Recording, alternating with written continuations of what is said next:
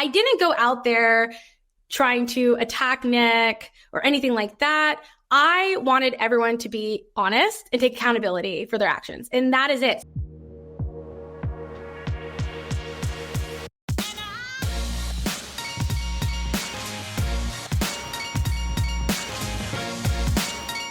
Hello, and welcome to another episode of Morgan's Pop Talks, breaking down the latest in reality TV and pop culture.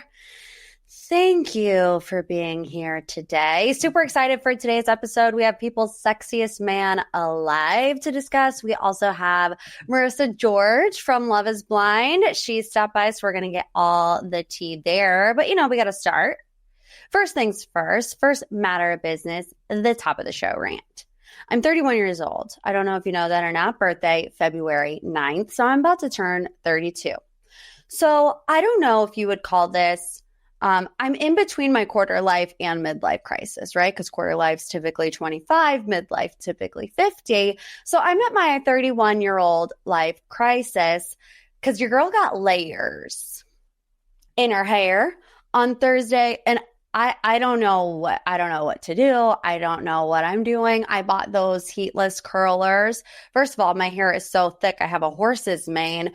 My hair doesn't even fit in all of the rollers. I'm walking around with these huge rollers. I look like I'm coming straight out of the 1920s, walking around my house every morning to make sure that my hair looks good. And then it's like straight, pin straight. So I don't know what's going on. I don't know if I regret the decision to have layers, but I just saw, all these girls on TikTok have these blowouts all the time.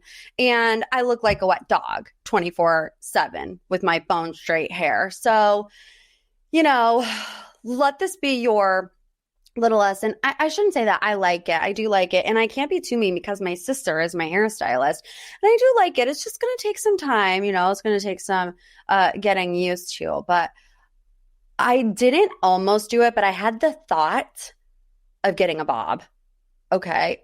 I'm losing it over here. Literally November is the time where I start to lose every marble that's left in my brain for the year. I was contemplating getting a bob.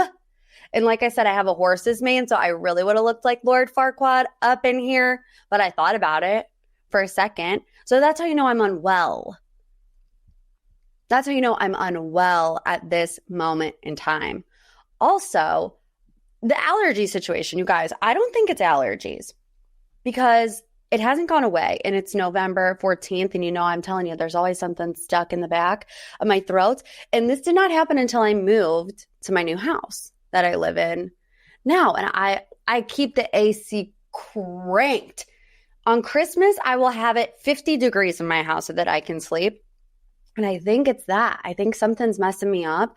But I've tried the past couple of days to sleep with no AC on. Sometimes it helps. Sometimes it doesn't. I just ordered mouth tape to try to duct tape my mouth shut at night so that I'm not like breathing in, I don't know, probably mold. Like knowing my luck, it's probably mold. And that's why I'm having this type of reaction. But anyways, life is good other than that, So let's get into it. Pop 3, biggest headlines in reality TV and pop culture. The pick is in. People's Sexiest Man Alive has been named, and it is John Krasinski. Yes, it is 2024. It is not 2014. John Krasinski, People's Sexiest Man Alive. Highly anticipated, surprising reveal. And, I don't hate the pick. I don't hate the 2024 pick. It just wasn't on anybody's radar. Every time I would go to the comment section, it would be saying Pedro Pascal, Harry Styles, Glenn Powell, Paul Mescal. I did see Benny Blanco. So it's like John Krasinski is okay, of a pick.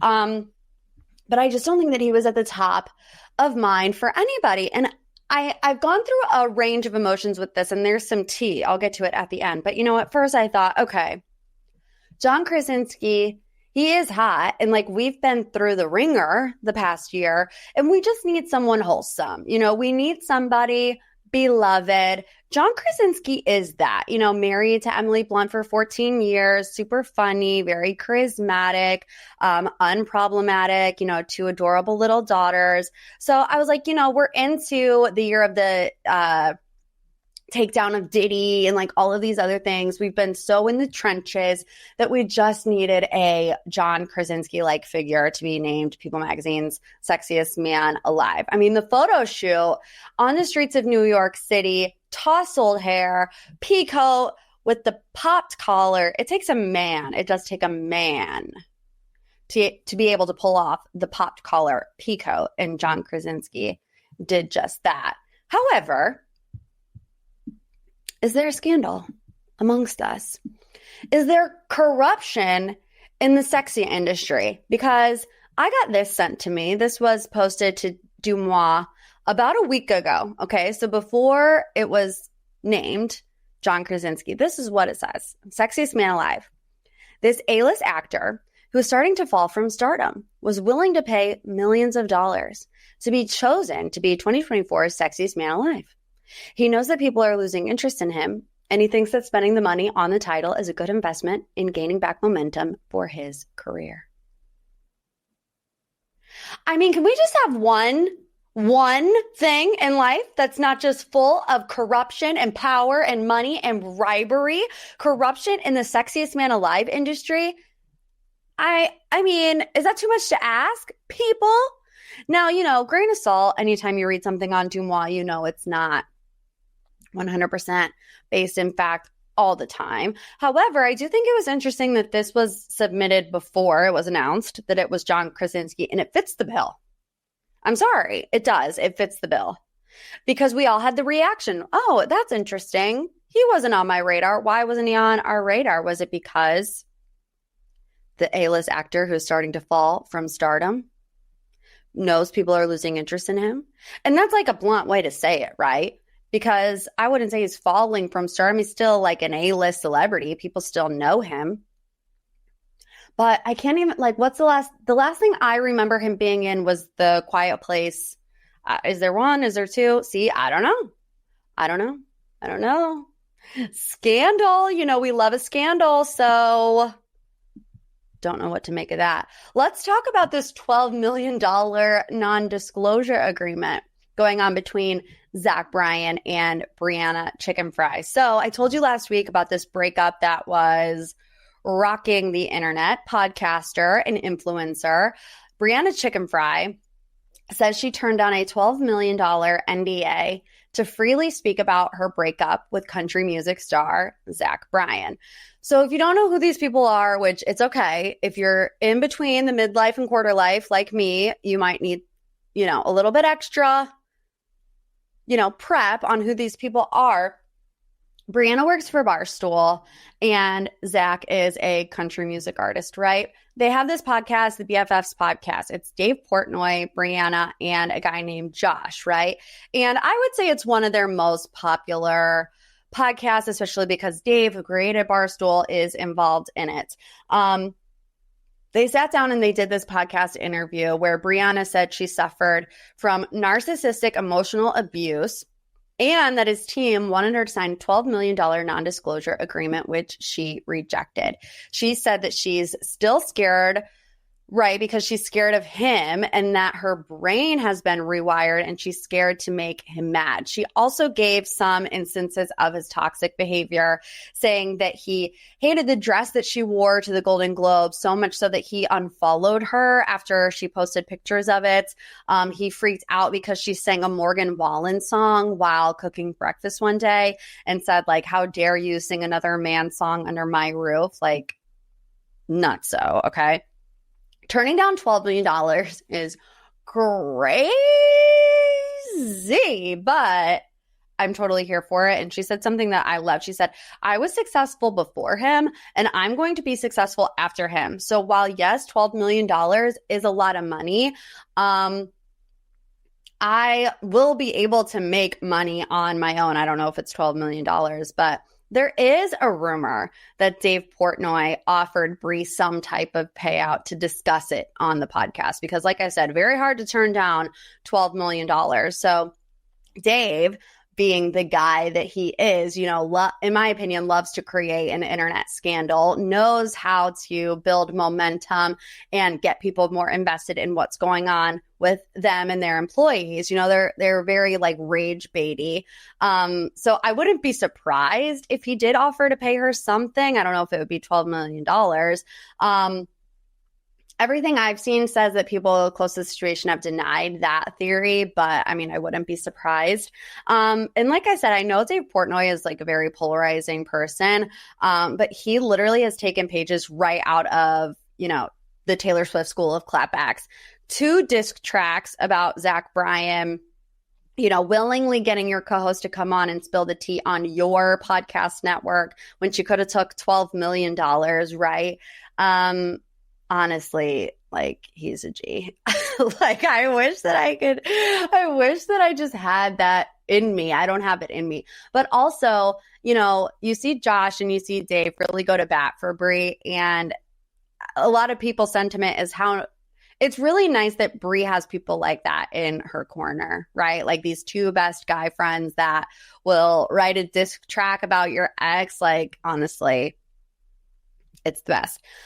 So last week when I was researching about their breakup before this podcast episode came out, you know, there were some things that I had heard that I was not able to verify online. And I think it's interesting now knowing that he offered a $12 million NDA because he also could have been offering his other exes NDAs to keep some of this stuff private. You know, one rumor that is out there, he was married at one point and his wife was in the military. And so one of the stories out there is that allegedly he cheated on her and asked for a divorce while she was deployed. That is like a very well talked about thing on TikTok.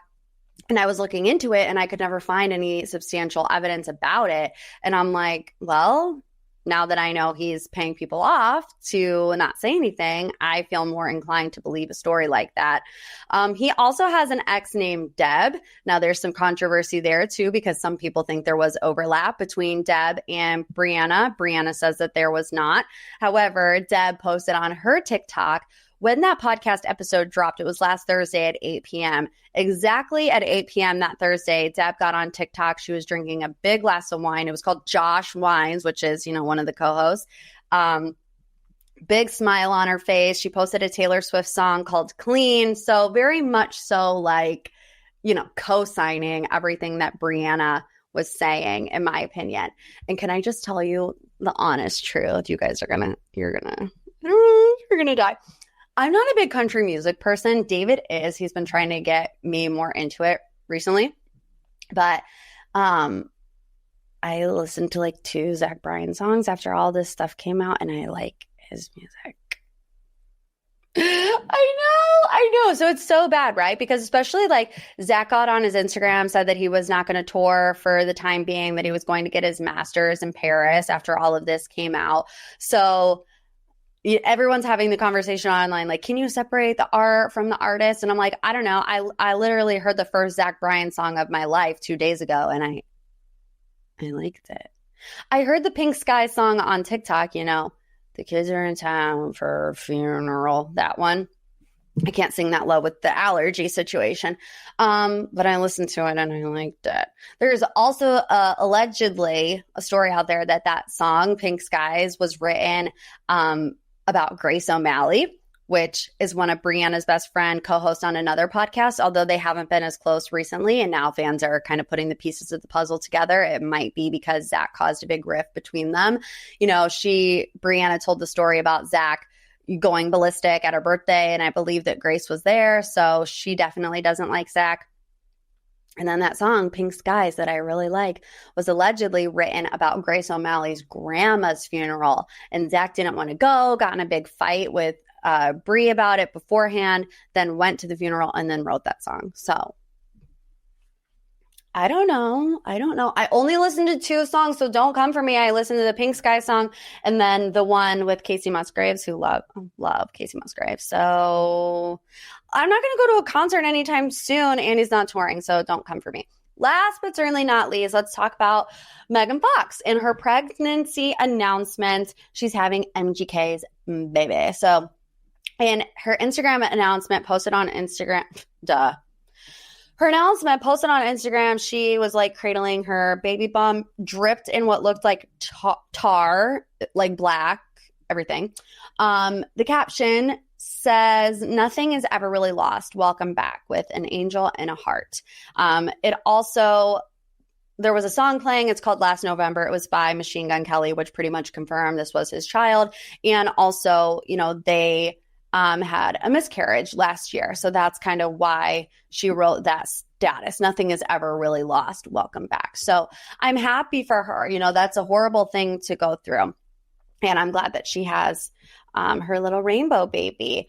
However, people are kind of confused because they thought that they were no longer together. You know, they did end their relationship or their engagement, I should say. And ever since then, they've laid pretty low, and they ended their relationship, I want to say, like a year ago. Here's what I have to say.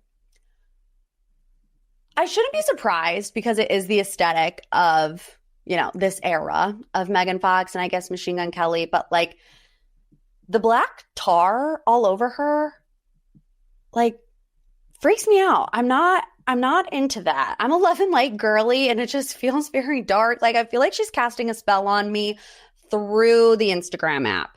I just don't really trust those two. Like, don't ever leave me in a room alone with Megan Fox and Machine Gun Kelly. You know, they were like drinking each other's blood at one point.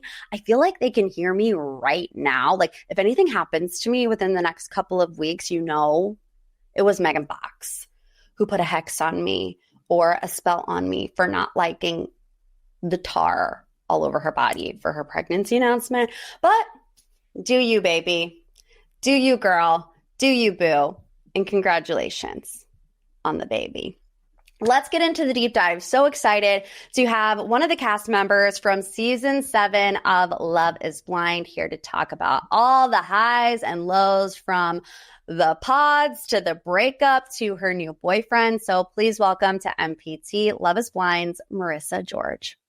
Hi, Marissa. Thank you for joining us. Hi, thank you for having me. Okay, so how relieved are you that this show is over and that you can move on with your life? I can't even express to you like how I'm so happy to be done with the drops every week and just like, what's coming out? What are people going to think? So it's really nice. Yeah. And not to mention, it has to be so crazy because you film it. How long ago did you actually film it? We filmed exactly a year ago. We started filming October 1st, and then actually my breakup occurred November 10th of last year. So it's been over a year. How hard is it to just keep that all in the back of your mind? Like, you know that you just went through what will be a very public relationship, but you have to wait a year for anybody to see it. And in the meantime, you know, you're going through the highs and lows of this relationship. So what is it like in that meantime where it hasn't aired yet? You know, it's a lot. You kind of forget about it for a while. You remember, okay, you did this show, and obviously there was like a healing period after my breakup where it was at the top of my mind. But once that was kind of over, you just got used to your regular life, and there's a little bit of anxiety of, oh my gosh, this is about to come out. Yeah, everyone's going to see it. What are they going to think? But you kind of just are ready for it to come out. I think if anything, you're just excited. And then you get to the point where it does air. And I have to imagine that it reopens old wounds. So how do you navigate that? Is there a particular moment where, you know, watching the show back, it kind of did have that effect to you? And then how did you get through that?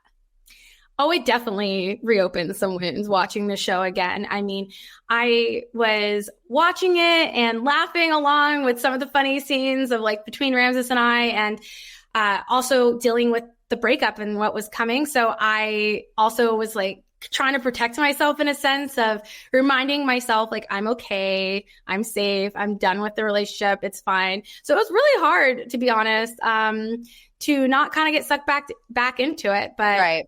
I just made sure, like, to have a good support system and honestly therapy. Yeah, I feel like everyone in this day and age on reality TV specifically, because it's such an unnatural thing. You know, you go through relationships and 99% of the time you don't have a camera in your face, and then you don't have the entire world watch it back and weigh in with their opinions. So you do have to have a resilience and a strength to be able to, ride the storm that is Love is Blind. So I do want to give you props to that. And you are in a happy and new relationship. So how did this come to be? Yeah, the relationship I am very happy in. I met him actually shortly a year ago. I met him shortly after my breakup with Ramses, and we went on a few dates, and I was very honest with him about where I was at. I told him, I just got out of this relationship. It's crazy how fast it was, but I'm really heartbroken. But he was really patient with me. We went on a few dates, hung out here and there. And then at one point I told him I couldn't do this because I was just still dealing with my feelings for Ramses. So we got together officially in April. And it's been good. It's been really good.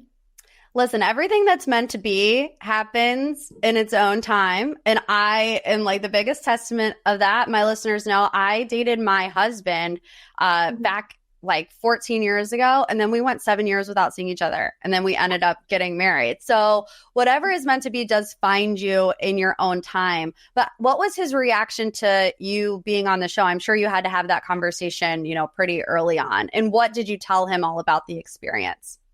His reaction was he didn't really care. That's good. I know. He never watches reality TV. So I had to kind of explain to him the premise of the show. Our plan was for him not to watch it, but he ended up watching it. And I think that was for the best. So he can understand like what I was experiencing and going through as I watched it. But his reaction was just, he found it very interesting. I told him everything. I mean, he wasn't shocked by anything. Actually, I will say he probably was a little bit shocked about just some of the portrayal of things, right? So I don't know what it's going to look like until everyone else knows what it's going to look like. So I think he was like, oh, I remember you telling me this, but it didn't look quite like this. And I'm like, yes, I know. So I hate to, reopen those things that might be harder for you to talk about, but let's just go ahead and dig in. There are really two big conversations between you and Ramses that had a lot of people talking, post pods that started to highlight maybe some cracks. And it was the conversation about intimacy and also your military service. But I want to start about the one with intimacy, because to me, it wasn't only the conversation about whether or not, birth control was the right option for you guys, but also the night that you just didn't want to have sex, to be blunt. What was it like in that moment? Were the alarm bells ringing in your head, or were you trying to give him the benefit of the doubt? So in that moment, as, he brings up our physical intimacy and his concerns, I didn't have like red flags going off. I just was trying to figure out what exactly he was talking about because we were a very physical couple. So I wanted to make sure in that conversation, are we talking about when you like pet me? Are you talking about the frequency of intimacy? Right. So it's just, I'm very quiet in that scene, just trying to like really work out what it was. I didn't think it was, I was mad, but I didn't think it was fatal to our relationship. We had just known each other for a week. So we're still learning each other physically. And as much as everyone loves to believe all we had was a physical connection, that was not actually necessarily the case only. We had a very strong emotional connection. So we were still figuring each other out physically at that time. So what was it specifically? Like, because honestly, it confused me. What it looks like is, you didn't want to whatever one night and he got mad about it, which is like, if that's the case, hello, that is life. Like if you get 10 years into a relationship and you're married, like y'all married people know that is not happening. So what was it specifically that he was struggling with? I don't know if he was necessarily struggling with anything. He was just curious of what our future was going to look like intimately. So we had different, how do I say this? I don't know how to really say it. Like we connected physically very well, but we have different styles of things. And so he was curious about that. And he, wanted certain intimacy before and after actual like intercourse that he wanted it to look a specific way. And I have traumas and stuff in the past, and there's reasons why I do certain things. So he was just curious what that looked like in the future. He was wondering why, when he goes to touch me, the 3 times that it happened, that I was like, hey, you stop petting me. You could touch me, just don't pet me. So he was, curious about that. And I was like, just explained to him, hey, I have ADHD. I get overstimulated. I have arthritis, blah, blah, blah. So was he receptive to that?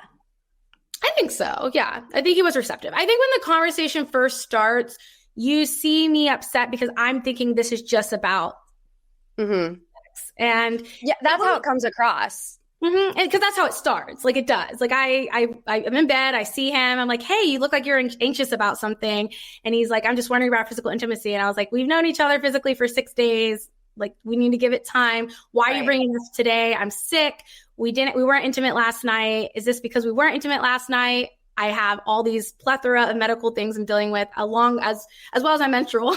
And so I was like, what is the issue? Like, and I told him, and I still stand by this. Like, I just wish he never brought that up in the moment. Like, I know we have to have hard conversations, but it just didn't seem like the right time. I agree. 100%. You don't have to explain that. We're all with you on that one. Like, we were like, he was receptive. What is he doing? He was receptive. Like, he never was forcing me to do anything. It was just like a difference. So another really awkward moment was when he talks about his feelings about your military service. And, the first question that I had was this a concern that he ever brought up to you in the pods? He did not bring up to me in the pods that he had a concern about my service. He did tell me that he's never dated someone in the service, and he usually doesn't. But he doesn't want that to be my defining characteristic and fact. And it was honestly something we did not talk about that often, to be honest. My military service, as much as it seems like we did, we really didn't. I mean, it comes into conversation because that's been my life. But I didn't think he was like negative against it.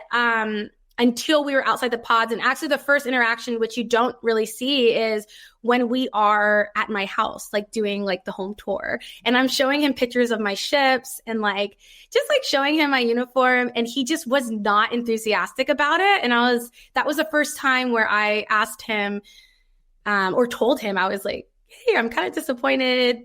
What's going on? Why aren't you? And he's like, well, it was a part of your life. It's in the past, but I don't really support the military. And so then that's when that led to that conversation later of how do you really feel about my service? Like, are you going to make me feel bad about it? Because he was, and I don't think he was intending to do that, but he was doing it. Do you think that should have been a conversation that you had before getting engaged? Do you wish he would have told you his full feelings in the pods? Yeah, I mean, yes, I think I would have, believe it or not, at that time, gotten engaged regardless if he had told me. Now, if he had told me, I don't really like that you were in the service and that's a problem for me, then yes, I would want to hear that. But that's not what the conversation was like. So I think prior to getting engaged, I would have liked to know if it was going to be an issue with our future kids. Yeah. Did your mom watch the show back? Yes, she did. What was her reaction to his stance on your military service? My mom's reaction to the military service was the least of her concerns, to be honest with you. Really? That surprises me. Yeah. She has her opinions about Ramses. And the thing, too, I guess I should bring into context is my sister thinks a lot like Ramses. They are very similar. And I even mentioned on the show, you're someone very similar to my sister. So I think hearing Ramses's views are not that shocking because I have a sister who thinks similarly. Okay. Not about my service. He's always supported my service and all the benefits and all that. But as far as just the military institution as a whole. So I think for my mom and for me, we were just another far left, progressive, I accept people for who they are. So I was just like, okay. Yeah. So how is your mom just feeling so relieved? Is she rubbing it in a little, doing any I told you so's? I mean, your mom seems so supportive, and I know that there's always backlash no matter what you do. Any time that you put yourself on a public platform, it doesn't matter. You're always going to get backlash. But I saw a mom who is protective of her child, who wants what's best for her and will do what she needs to do by any means necessary to make sure that happens. So tell your mom not to sweat the haters. She does not think about the haters. Trust me. Vanessa is doing fine. If anything, she was like, she just felt like she did embarrassed me, and she was like more upset about that. Like she said, I don't really care about the haters. I just hope I didn't embarrass you. And she didn't. My mom is not, she's not gloating or telling me I told you so at all, because she was there for that heartbreak. She saw what that was like firsthand. Yeah. And for her, she would have preferred it worked out with Ramses for me to avoid that heartbreak. Yeah. I mean, she talked to him during the breakup. You know, she did try to get him to not do this. And so she just definitely, like, watching it back, just, I think, brings up the feelings of just, you hurt my daughter and I told you not. Right. To. Yeah. And you hurt her in a way that had to deal with, like, her personality and her energy, and something she's confided in you about being sensitive about. So it's just, she's there, but she's fine. Yeah. So in your breakup, I feel like he kind of gave two different reasons. We'll get to the energy one in a second, because I know that's what he said at the reunion. But, you know, in the moments afterwards, we find out that he was having these, like, side conversations with friends and something about his ex-wife. And what is your, like, can you explain that a little better? Because I feel like there's a lot of pieces of the puzzle missing that it just doesn't really make a lot of sense. Yeah. He had a conversation with a family friend who was very close to his ex-wife at one point, because they've known each other since high school. And she, I guess, relayed information. I actually don't know the details, but relayed information to him about how his ex-wife handled the divorce and the aftermath of it.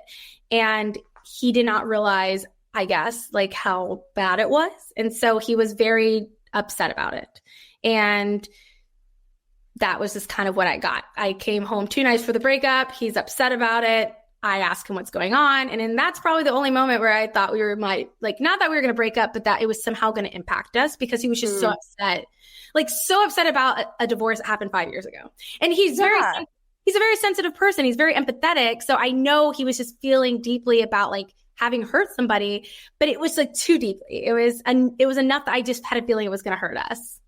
Yeah. It's like I understand what you're saying and what he's saying, but I don't see how the two correlate. Like, I don't see how that leads to a breakup with you, unless he, you know, has a freak out moment of, I don't want to hurt Marissa the way that I hurt this other person in my past. But he didn't articulate that, at least from what we saw. Did he articulate that to you?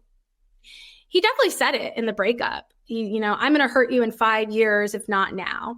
Right. I didn't want to hurt you the way I hurt my ex-wife, type of thing. And he said that he knew himself and he knew how he would get if we lived together, and that it would, could lead to him basically hurting me the way he hurt his ex-wife. And so that was part of it. And you kind of hear me say it, like, in the breakup of, you're a different person than you were 5 years ago. And this is a situation.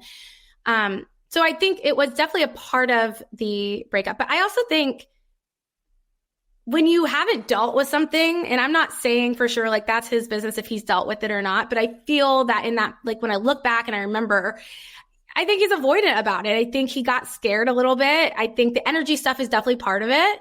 But I think, a bit of that avoidant of, like, oh, I'm going to hurt her, I'm going to go in. I'm going to go deep within, and I rather end this now than deal with what could happen. Yeah, so that was, like, part one that we got during the show. And then at the reunion, that was part of it. But then he also says, in my opinion, a bit of a word salad. There's too much space between your energies. I'm like, bro, I don't know what that means. Was that the first time you had heard that? Was that the reunion, or had you had a conversation like that prior? We have had many conversations prior to the reunion, so I knew that wasn't the first time he was going to mention my energies.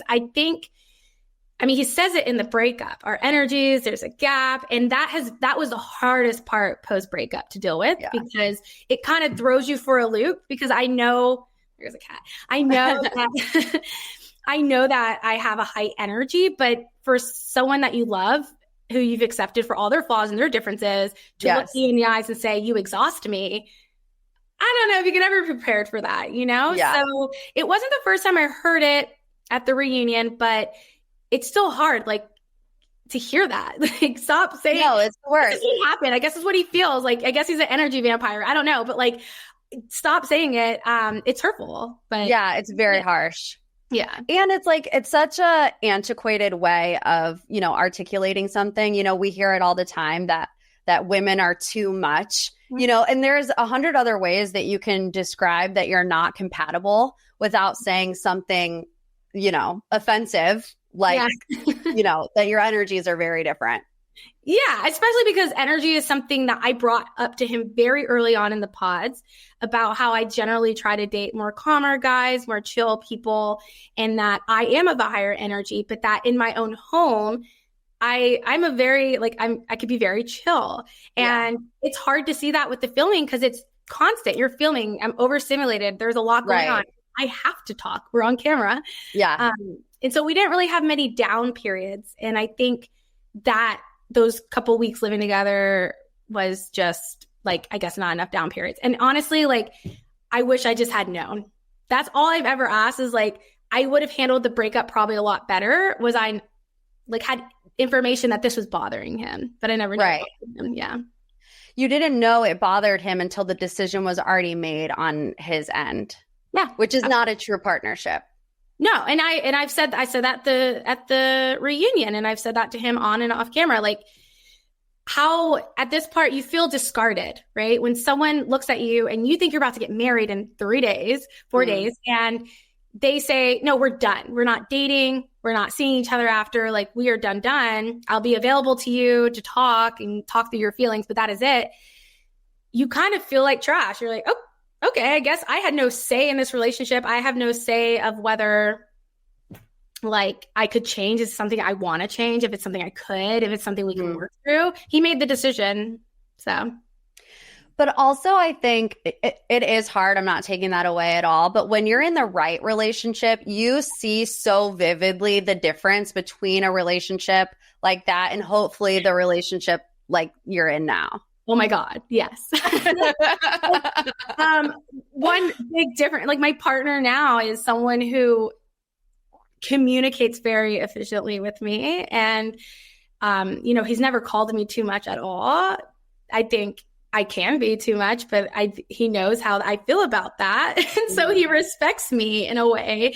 And he also respects my opinion and how I feel about our relationship and where it's going. We talk and we do regular check-ins. And I was doing check-ins with Ramses, but we weren't getting the full picture clearly. So we do know that there was, like, some back and forth, you know, in the downtime, which people can say what they want. Oh, any relationship ever, you have a back and forth period. Like, give me a break. Everybody is on their high horse. Like, stop. I have given up. I'm like, you guys believe whatever you want. You guys go on your moral superiority. Right. Do whatever you want. I do not care. Me and Ramses saw each other a few times after breaking up, and we were engaged. Like, we were going to get married. And, you know, other couples can get married and engaged and they're soulmates and everyone accepts that, but they don't accept that I also had the same feelings for Ramses. And so when we broke up, it was very difficult to move on. Yeah. No, I get it. I think that criticism is totally unfair. But I want to know, I mean, how are you guys now? Is there any relationship at all? Or are you guys just... No, there's no relationship. I think that at the reunion, you know, he's made his comments about me switching it up and things like that. And I think that I am just prioritizing, you know, my own truth and prioritizing my emotions over his and everyone else's at this point. I think I spend a lot of time prioritizing someone else's feelings and over my own. And watching the season back, I realized that. And I decided I don't really care if you're uncomfortable with what I have to say. This is what I have to say. So we do not have any type of communication. And I'm sure if he reached out, I would, I'd be there. I wouldn't like deny his call, but we're not friends. You don't have to be. Honestly. I'm good. I'm really good. I'm fine. Okay, I wasn't fine before, but I am fine with that. Yeah. Staying on the reunion, but switching gears, there's a lot of public opinion about your involvement during Hannah and Nick's segment. Can you explain why you felt like you needed to step in there and tell a different side to that story? Yeah. Look, I could have definitely minded my business at the reunion. But people have to remember that throughout this process, Hannah and I confided in each other a lot. And I went through this entire process with her during the pods in DC and after the experience. So I didn't go out there trying to attack Nick or anything like that. I wanted everyone to be honest and take accountability for their actions. And that is it. So Hannah treated Nick horribly. I'm glad it was brought up at the reunion. It needed to be addressed. I also wanted Nick to own up to like him not being honest about certain things, because he was making it seem like he was not saying a lot of things off camera and doing things. And that doesn't justify anything that happened. Right. Two things can be true at the same time. They're two separate things. And it's easy to make one person evil and the other an angel, but that's not real life. That's TV. Yeah. And at the end of the day, I just wanted people to be honest. And there was a lot of silence on camera, and I'm just not that person. So unfortunately, I'm not strategic enough. I'm not PR enough. If you're going to not be honest, I'm going to say, be honest. And that's what happened. I don't know how that turned into me bullying the man, but YOLO. And I feel like you could tell, a lot of the other castmates I could tell they had the same feeling as you, but you were the only one that was being brave enough to say it until somebody was called out by name, whether it was Steven or anybody else who had heard the same things. Once they were like, hey, Steven, he was like, well, yeah, but you were the only one that actually was just brave enough to say it.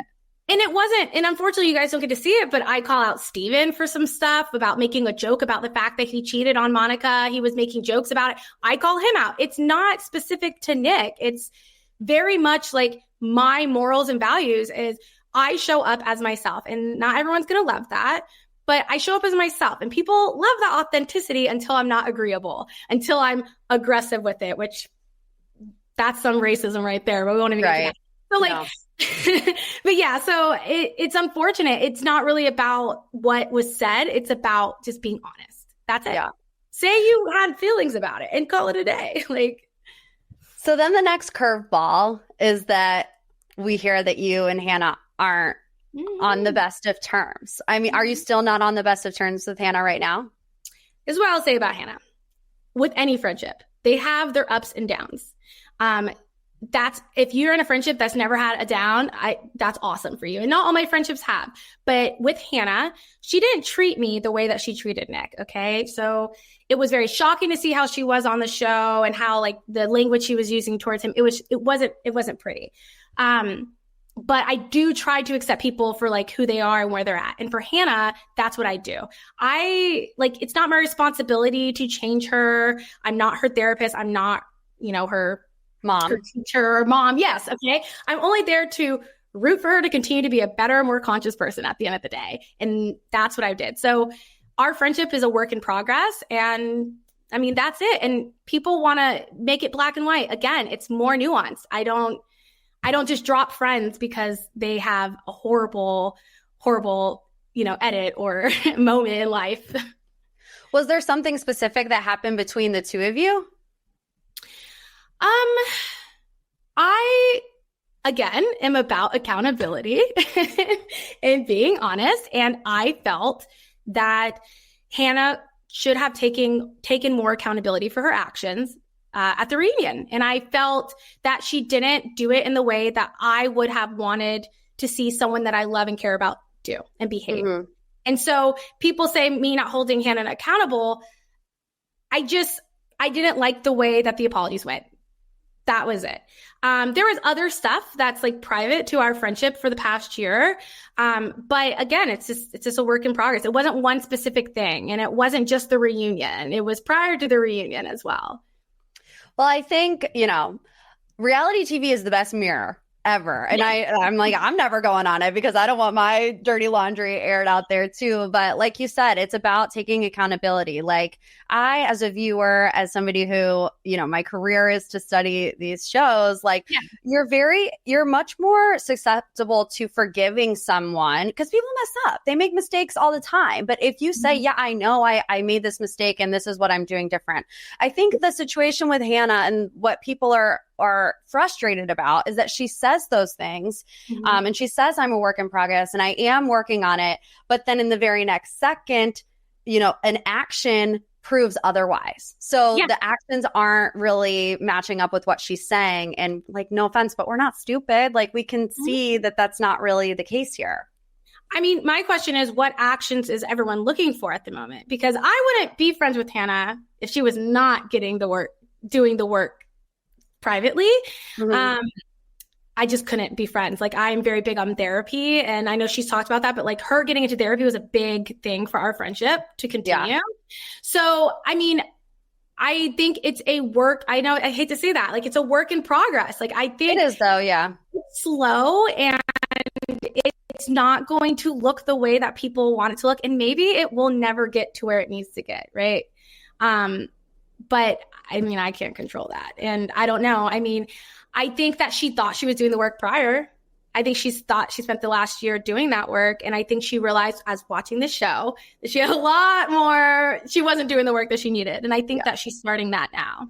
So we'll see. We wish the best for her. I mean, no, there's no like hard feelings or animosity. And I think it is hard, especially, they purposely do probably put in every bad thing that you do and show no redeeming quality. So it's like, we know that there are some redeeming qualities there. Whereas every one of us have redeeming qualities and not all of us are one dimensional like that, like we're seeing on the screen. And, it's just, I wish people were a little bit more empathetic.